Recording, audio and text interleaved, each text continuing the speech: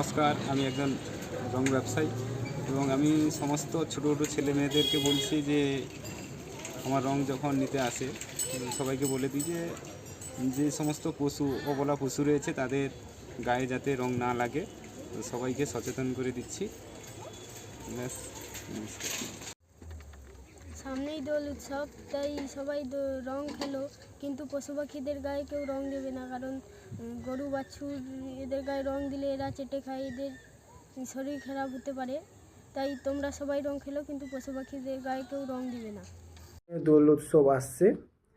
দোল উৎসবে আমরা যে যার মতো করে আনন্দ করব, হোলি খেলবো, যে যার মতো করে আমরা খেলবো।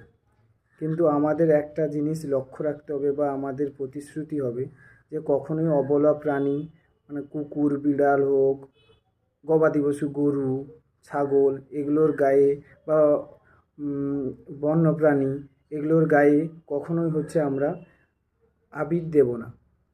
আবির হোক, দোলের হোলির যে অনেক রং হয়, মেজেন্ডার রং, এগুলো দেব না, কারণ এই রঙে কেমিক্যাল থাকে যেগুলো আমাদের শরীরের ক্ষতি করে। তাহলে ওরা তো অবলা জীব, ওরা তো আমাদের মতো শ্যাম্পু সাবান মেখে স্নান করবে না।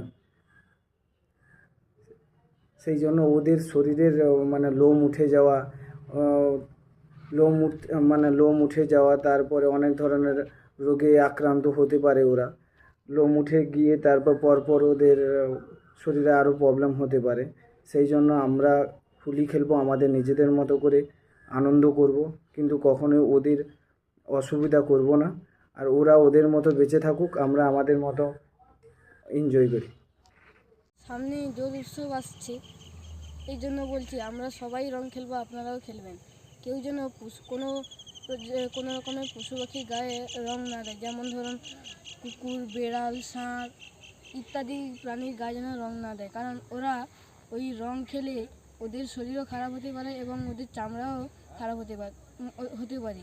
ওরা কেউ মুখ ফুটে কিছু বলতে পারে না। তাই আমরা সবাই চেষ্টা করছি সবাই দোল খেলুন, কেউ যেন পশু পাখির গায়ে রং না দেয়।